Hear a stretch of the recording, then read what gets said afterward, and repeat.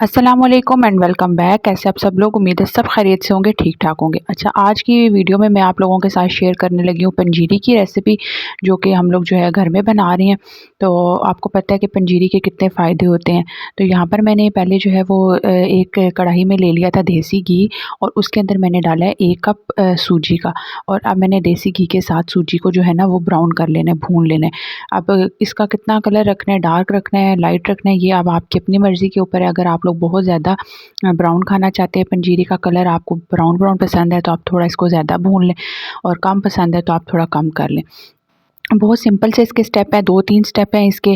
पहले हमने जो है वो एक साइड पे सूजी भूनने के लिए रख दिया। अब ये दूसरी साइड पे हम चाश बना रहे हैं, और इसकी चाश भी बहुत बनाना आसान है। जैसे मैंने जो 1 कप मैंने सूजी लिया था, वही 1 कप मैंने चीनी का ले लिया, और उसके अंदर मैंने 1 कप ही मलाई का ले लिया, घर की क्रीम जो मलाई होती है वो, और उसमें मैंने थोड़ा-सा आधा कप जो है वो दूध डाल दिया, और बस उसको चूल्हे के ऊपर रख दिया। हमने इसकी जो चाश बनानी है ना, वो कोई 1 तार 2 तार वाली नहीं बनानी, बस हमने चीनी डिज़ोल्व करनी है और थोड़ा-सा उसको पकाना है।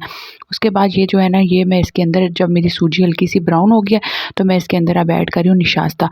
और निशास्ता आपने जो है वो, ये मैंने घर का बना हुआ निशास्ता है। मैंने आप निशास्ता बनाने की रेसिपी भी दी हुई है मेरी वीडियो में है, आप लोग वहाँ पर जाके देख सकते हैं। और उसके अलावा ये जो है ना, सूजी के अंदर मैं अब मैंने 2 कप निशास्ता ऐड करना है। मैंने अभी 1 डाला है, थोड़ा-सा इसको मिक्स किया, साथ ही मैं थोड़ी देर के में इसके अंदर ये देखिए दूसरा कप ऐड करूँगी। 2 मैंने ये कप लिए हैं, ये मैंने छोटा चाय वाला कप का, सारी रेसिपी उसी कप से बना रही हूँ। बनाना है। अब सूजी को तो हमने जितना ब्राउन करना था कर लिया, लेकिन निशास्ते को हमने बहुत ज़्यादा ब्राउन नहीं करना, जलाना नहीं है, क्योंकि ये बहुत जल्दी जल जाता है। और इसको जो है ना, हमने इसकी ग़िज़ाइयत को ख़त्म नहीं करना, कि इसको भून-भून के हमने इसकी ग़िज़ाइयत को ख़त्म नहीं करना, क्योंकि सारा असर जो होता है वो निशास्ते के ही अंदर होता है। तो हमने जो है ना, इसको बस कम कम सा भूनना है, और उसके बाद हमने इसको जो है ना उतार लेना है। तो अब यहाँ पर जो है, ये जब निशास्ता आप इसमें ऐड करेंगे ना, तो ये फिर बहुत जल्दी जलने का भी चांस होता है। तो आपने इस स्टेज पर ज़रा-सा इसके सर पे खड़े होके, मतलब इनको भूनना है कि जले ना। दूसरी साइड पे मैंने जो रखी हुई था शीरा बनने के लिए, उसमें मुझे लग रहा था कि जो है घी थोड़ा-सा कम लग रहा था, तो मैंने उसमें थोड़ा-सा देसी घी और ऐड कर दिया। मैंने शुरू में घी इसमें नहीं डाला था, क्योंकि मुझे ये था कि मलाई डालूँगी तो उससे हो जाएगा। लेकिन मैंने कहा नहीं, अब थोड़ा-सा इसमें ना, थोड़ा-सा 2-3 चम्मच के बराबर डाल दिया।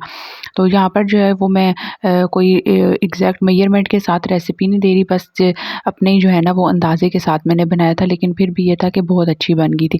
अब 2 इलायचियाँ मैंने चाशनी के अंदर डाल दी हैं, और बस हमारी जो छाछ है वो देखिए, उसको 1 से 2-3 बॉयल आ गए हैं।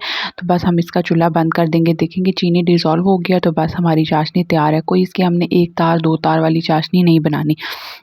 ये हमने बस इस तरह से बना के इसको हमने रख लेना है। अब ये आप जो है ना स्टेप इस तरह कर सकते हैं कि आप लोग पहले एक दिन चाशनी बना लें, अगर आप लोगों को बनाना मुश्किल लगता है। लेकिन 10 मिनट के अंदर अंदर मेरी जो है ना वो पंजीरी रेडी हो गई थी, क्योंकि मैंने थोड़ी सी क्वांटिटी में बनाई थी, थोड़ी इसीलिए बनाई थी कि जल्दी रेडी हो जाए और आप लोगों को छोटी सी रेसिपी दे दूँ।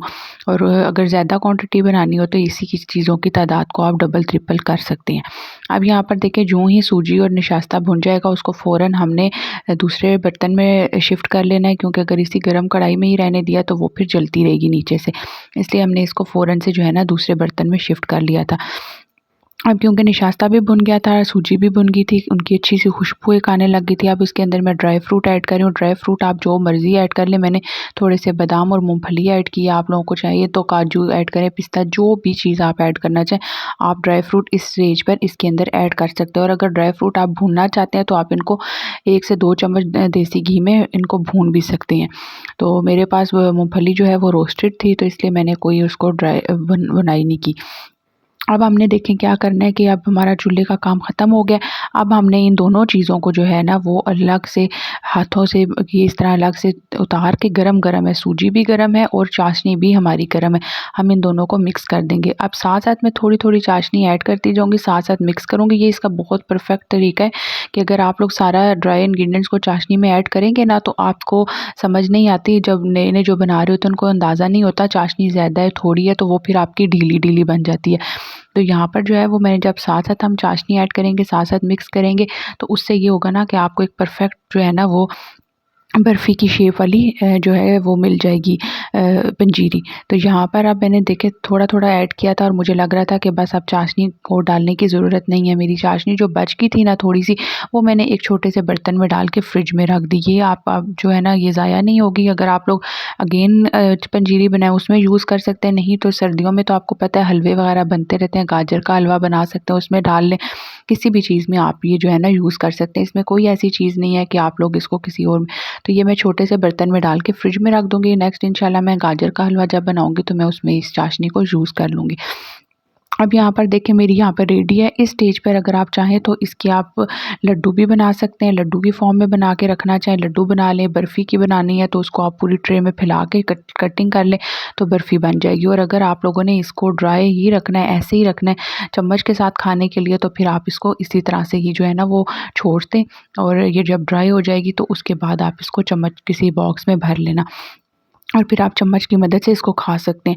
तो यहाँ पर मैंने सारी जो है ना पंजीरी ट्रे में ली थी और मुझे बर्फ़ी की शक्ल में बनानी थी, क्योंकि वो टुकड़ियाँ सी जो होती हैं ना वो खाने में बना और उठा के सर्व करने में आसान रहती हैं। तो बस यहाँ पर मैं वो इसकी टुकड़ियाँ काट लूँगी और मैं इसको पूरी ट्रे में फैला लूँगी। और यहाँ बहुत एहतियात के साथ सारा काम करना है, क्योंकि यहाँ पर चाश भी बहुत ज़्यादा गर्म थी और सूजी भी गर्म थी, तो दोनों चीज़ें गर्म है तो हाथ जल ना जाए। इसलिए जो है ना एहतियात के साथ आपने जो है वो इसको आराम-आराम से जो है सारा फ्लैट कर लेना है और उसके बाद छुरी की मदद से आपने इसको जो है ना टुकड़ों में काट लेना है और बाहर ही आपने शेल्फ़ पे ही रख देना है ठंडी होने के लिए। और पंजीरी के या निशास्ते के फ़वाइद तो आप लोगों को मालूम ही होंगे कि निशास्ता किस कदर जो है ना करामत चीज़ है, और ख़ास तौर पे जो न्यू मदर्स बनी हैं उनके लिए। तो मैंने जब एज़ल पैदा हुई थी तो उस टाइम बहुत ज़्यादा गर्मी थी, तो मुझे ये निशास्ता, पंजीरी ये वो मैंने इस तरह की कोई चीज़ नहीं खाई थी। तो अब ठंड है तो ठंड में आपको पता है इस तरह की चीज़ें मीठे में और ये चीज़ें देसी घी वगैरह मज़ा करते हैं। तो इसलिए मैंने सोचा थोड़ी-सी पंजीरी बना लेते हैं, खुद भी खाएँगे, बच्चों को भी देंगे और ये सीज़न की वैसे भी एक समझ लें सौगात होती है।